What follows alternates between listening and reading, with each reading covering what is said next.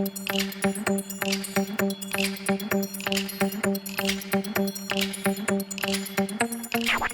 the home offices of Ash and Flo, this is Unbillable Hours, a podcast about professional services marketing. Stick around and listen to our insights, tips, and best practices to improve your firm's marketing and even your career.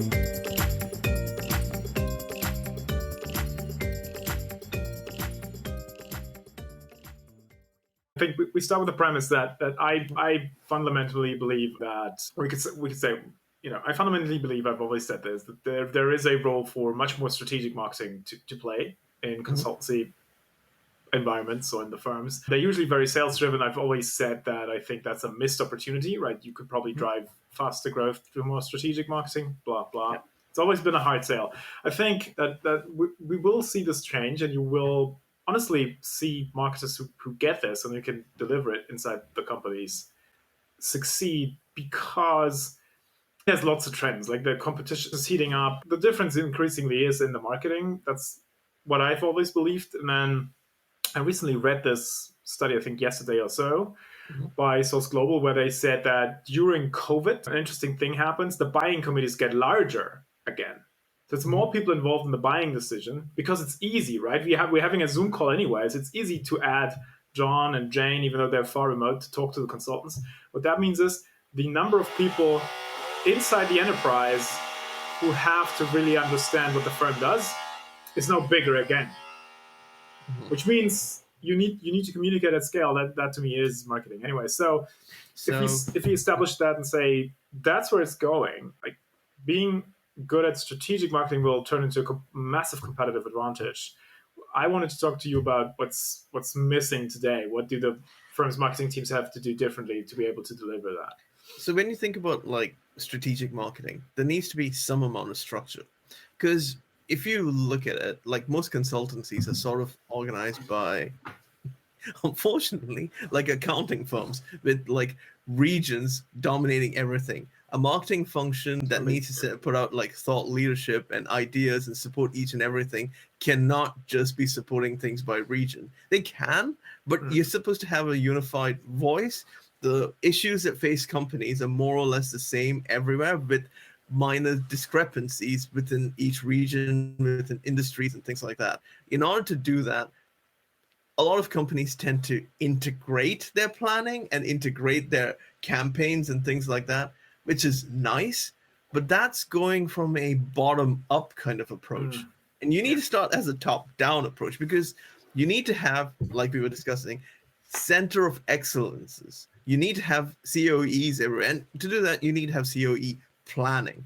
Essentially, what you need is a layer below the top leadership that essentially could be a steering committee, could be a leadership team, could just be a group of like experts who know these specific topics, who decide. They don't decide on the content. They don't decide on the pieces that go out. That's not their thing. They decide on the strategy of how do you prepare them, how do you launch them, how do you execute them. I love this, because I hadn't thought of it, because it's obviously that's very relevant in a larger firm context, multiple, practices, groups, whatever, and you need to have this organization to drive planning across.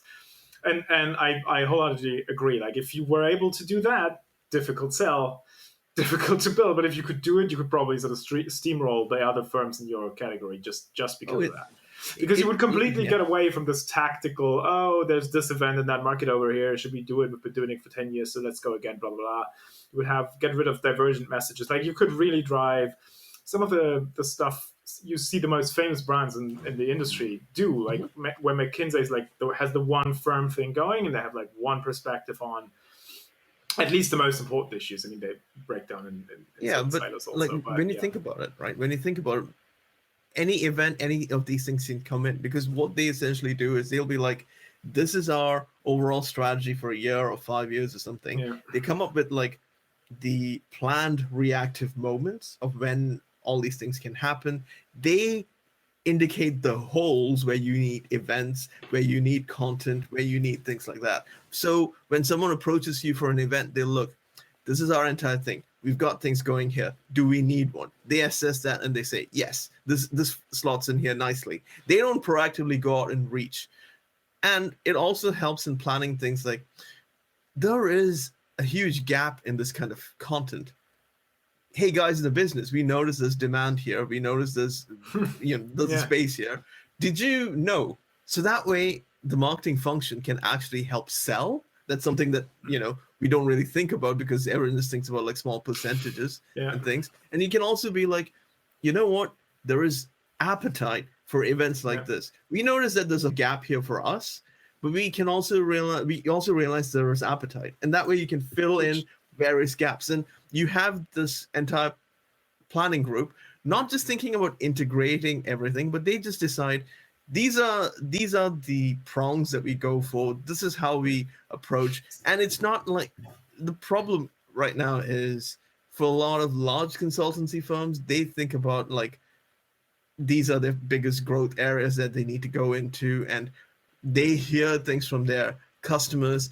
There's sometimes some amount of social listening involved, but generally it's just conversations with them that lead to this. But what you're saying is I mean, that's also changes the role of the marketing function within the firm, right? Because you go from hectically reacting to stuff, whipping up plans and doing things the business asks you to do, to actually leading with insight, advising on a plan, right? You add value that way. You start to lead the conversation very strategically, as opposed to just running around taking orders. It is behavior management. Right? It is behavior management of the market and of your stakeholders. Yeah.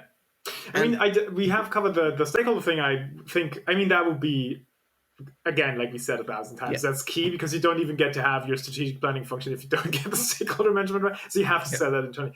I didn't want to go there though today because we've spent time on it in previous episodes. But I like your idea of the strategic planning like function. You talked about an organization-wide center of excellence, but I think even if I'm just a marketing guy working for a practice, I could probably behave in a similar way to that function, just do strategic planning. And maybe we click down into that function you just mentioned. What would these guys do? If that's okay for you, there's one thing I always think is missing in the process. Like even before you get into the actual strategic planning process, I often find that the consultancies do not really have, and I don't know what the right word is, a growth model defined, or I think in software companies it's called the demand model. Like there's not that moment in time where people sit down and say, okay, here's our revenue target. We expect X% of that to come our way just organically, growth on existing accounts, our average sort of outbound sales performance, like the partners, right? Going out, talking to new prospects and selling that stuff directly without much marketing involvement.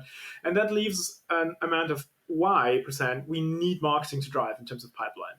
Like, maybe that's on me, but I've never seen that happen. And that to me is like the first thing you need. Like you have to have a model to say, okay, and I'm not saying you have to build a predicted revenue waterfall or anything, but just sort of guidelines in place of here is how revenue gets into this company, and that's how marketing could contribute. And from that gives you the parameters for your strategic planning.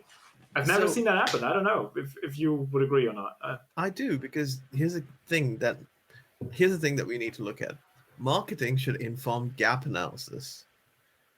If marketing informs gap analysis, marketing can therefore provide a much more strategic, much more financial, financial like a number-driven approach, incentive to these companies. Because what happens then is through information that marketing gets through the campaigns, through strategic planning, through insights, through the information that they receive from everything. This is the area where people are not having conversations, because the business gets ideas after speaking with their clients. But even before the client says something, marketing should be able to pick it up. We have the tools. We literally live in a world where algorithms can literally predict your behavior before you know it. We have tools. We don't need to get Snoopy, but just within the existing parameters, we know what companies need. We know how companies can be helped.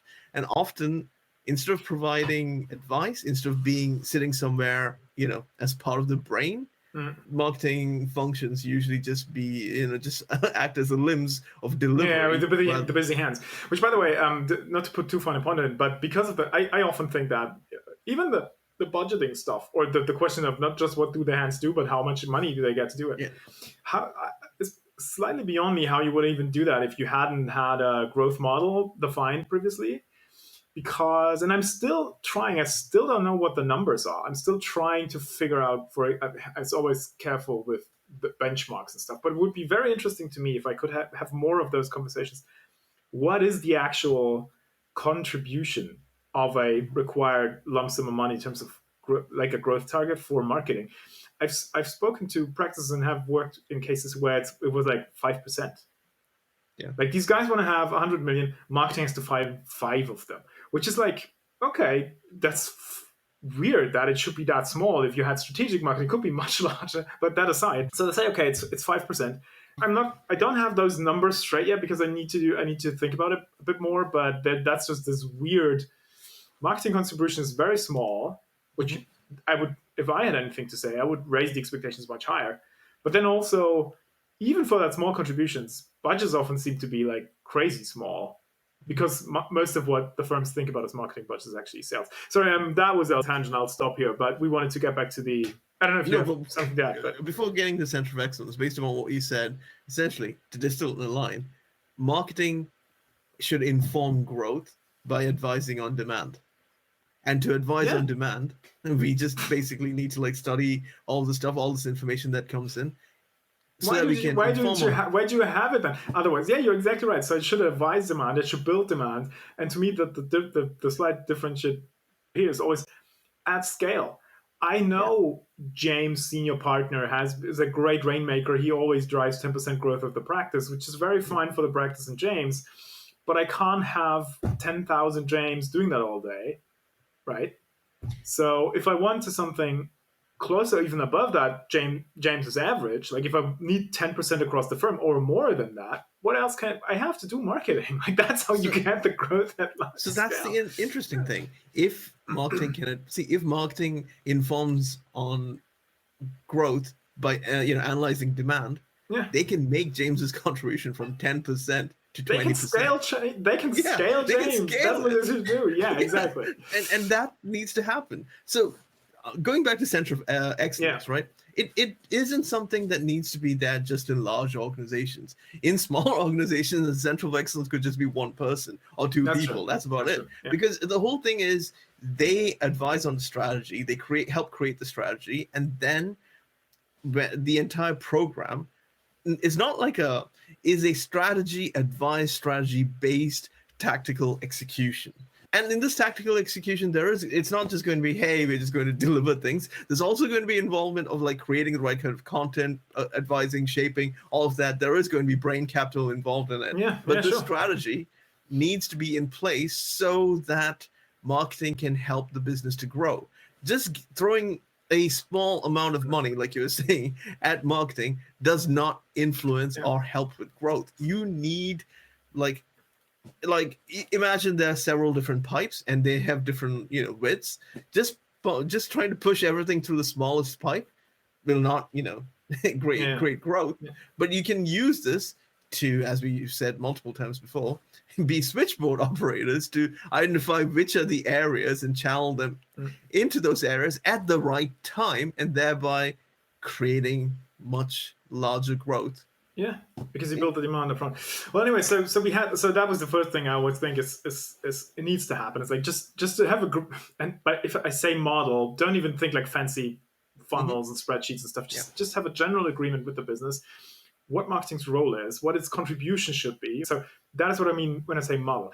Second thing, and you touched upon this, is the actual strategy. That is often in place in firms. And there are really a few firms, or I've seen practices who do this very, very well.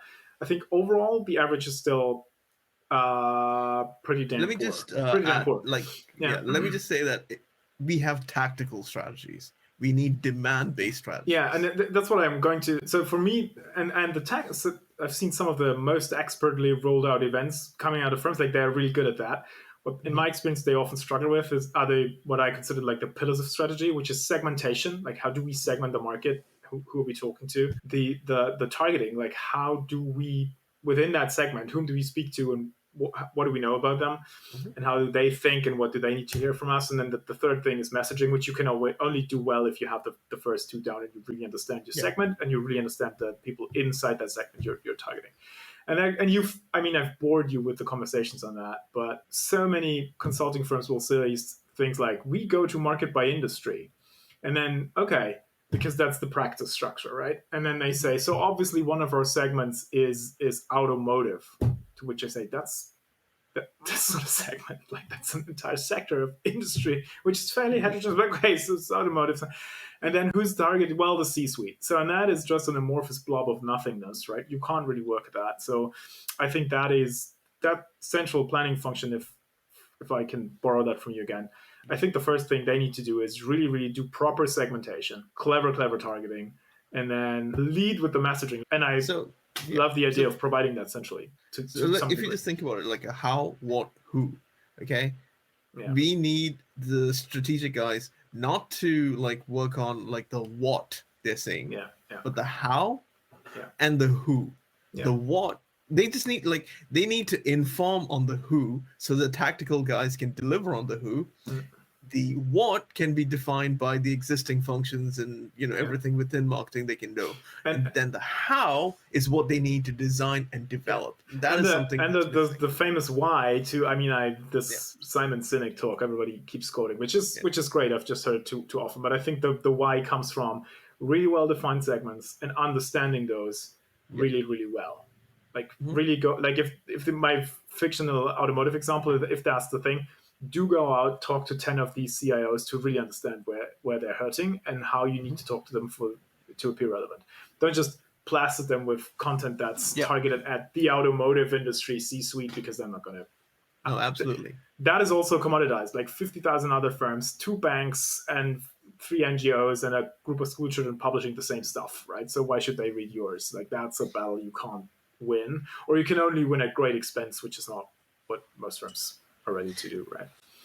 I think the why is understood because we essentially are having this podcast because we realize that the why isn't happening. The why is, how do we effectively do strategic marketing in firms to deliver on why don't we growth do it and deliver on exponential growth, because we know that there is potential for that growth, and marketing can add to that growth rather than just be like, hey, here's a level, here's a layer that will just help you sell a little more. Well, I think that is interesting you say that, because I think there's actually proof points for what we are saying in the marketplace. People just don't realize it. Like all the big firms and all the very well-known names, you could make the argument that they have done things that sit in the marketing realm very, very well. Essentially, a lot of that comes actually down to brand. I mean, don't hate me for saying that, and I'm not the biggest brand fan, but I mean, what makes McKinsey, what makes them so successful, or what makes like companies like Accenture or Capgemini run around, buy off all these small shops? Well, they became very well known and very much top of mind for sometimes still slightly amorphous things. But hey, I mean, once I've seen your brand logo on a golf cup a bunch of times, and then I see enough airport posters to make the connection that you do work on digital transformation. Yeah, sure, I'll remember that, right? So marketing, I think, has you could take some of these big brands as a proof point and say, yeah, see, that's what marketing, if it's done reasonably well over like a sustained period of time, could do for you if you're up for that, right? Or you can go back and have James do the thing and you have your entire firm grow at the average 7%, which is the market rate, right? Congratulations on that. And if it doesn't, that means you're not, even if you're saying you've got the brand, you've got the brand, you've got like, you're doing marketing decently and all that, you're not. There is a gap, and that gap needs to be analyzed. Yeah. And I mean, don't want to go into this too much, but I mean, the other thing is, if you're not one of these big shops and you got to compete with them, if I say there's probably some feature parity in terms of the brainpower, smartness of people you have, the processes, the stuff you can deliver, difference is more in size and it's more in other things, that comes down to marketing for me as well. Because segmentation probably tells you can't go off the same big deals they can because you don't have enough people. But then in the segments where there's overlap, all you can do, like literally, is probably outmarket them so that you create demand for your stuff and preference for your firm versus I think I had two more points we wanted to cover. So the content, you had some great points. So we say segmentation, targeting, messaging, which if you do that right, by the way, the sum of that, which comes out of that, is the positioning. To me, that's do these three things, do them reasonably well, and you will get a distinct positioning out of it. No, absolutely. And in terms of content, content was the next one. Yeah, in terms of content, we already know that what we need to do is not just be reactive. You need to have your planned reactive, and essentially identify the key moments within however long your cycles are when your content is relevant. You clearly will have like a content pipeline of you need to create all of these things. And even if you plan at the start of the year that you need to push out all of this content, you need to scale back if it's not relevant. You need to you can't plan at the start of the year saying this is the exact moment. You can plan to create them and then use your social listening and conversations to identify when to launch them. If you do it the other way around, you're just putting things out that no one would read and other people can pretty much imitate and release at the right time and be more relevant. And your distribution can be informed and your distribution channels can be ready to push it out.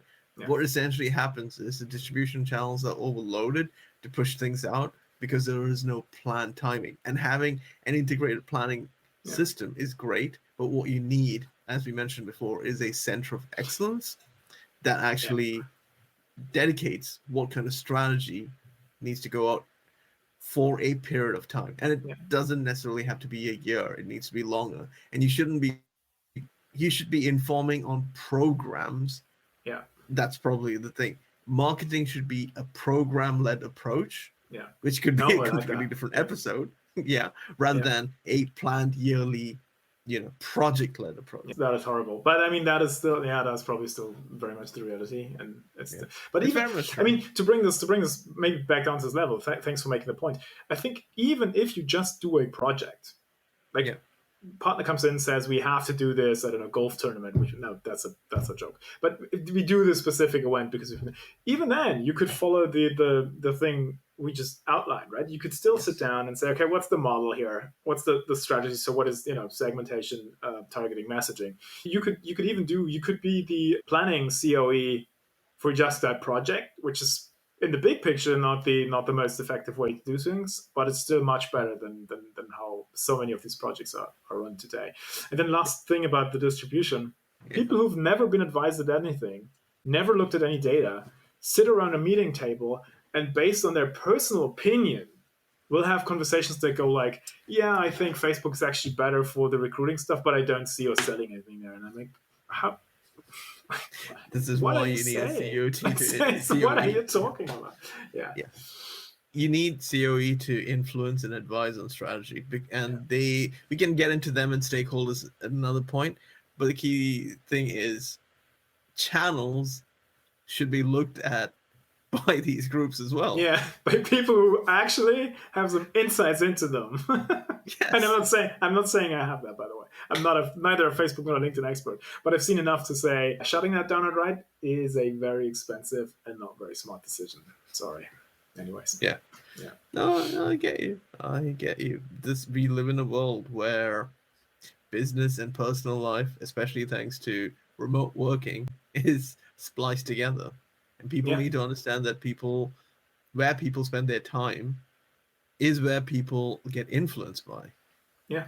And also, back to how we started, because everybody sits at home and cannot hop on a Zoom to any minute, people involved in decision-making process around buying your services, those groups get bigger because there's no cost to adding Jane and Jonathan and two other people to the decision-making, at least not for the buyer. The onus to market to these people and have them convinced that you're the right choice even before they hop on that Zoom call, that's on you as a firm. So strategic marketing, it's coming finally to this industry, Ash. I've been saying it for 10 years and I've been wrong about it, but now, this time, it's true. And Flo, it won't be that long before we see Zoom adverts, as in adverts for what you're selling on the Zoom kind of thing. Probably. No, that was good stuff. To recap, I think what you said, and I love this, is you need a centralized strategic planning function, right? That function has to have some understanding of how the growth model for the firm works overall. And by the way, look, people, we said this in early episodes, you have to do the stakeholder management around all of that, because if the business is not on board with it, nothing's going to fly. Well, then anyways, you got to figure out the segmentation. That is the most underutilized. And I'm not even saying this. I'm quoting this guy. I don't know if you can see this. Laurie Young, marketing the professional services firms. He said that 10 years ago. He said, it's the most underutilized source of competitive advantage in professional services is proper market segmentation. Still true today. Anyways, do that, figure it out, and then have the right content. And for Christ's sake, do the distribution that works, not the distribution you think works, because these are very often different things. I don't know. Yeah. That was my speech for today. I think we've covered a lot, Flo. In fact, this could be the end of the season. Nice. You're right. That was episode 5, end of the season, wrap it up. So do you have any words for the 3.5 listeners you've gotten so far? Well, the one thing I can definitely say is there's more to come, because we've not finished our conversation. No. We have plenty more on the topics that we're talking about. However, the key focus right now is that as we mentioned before, is on your stakeholders and on your content. And we've addressed that. If you do have any questions, you know where to reach us. Yeah. Shoot us an email. We'll definitely continue doing those, even if you don't listen, because I personally am learning so much. I mean, this entire planning COE thing, I had never... Like, I thought about the steps you do with the organization. Like, that was just brilliant. I'm going to stop this recording now, Ash. That was nice. Thanks for listening to Unbillable Hours. If you want more, tune in next week. You know where to find us.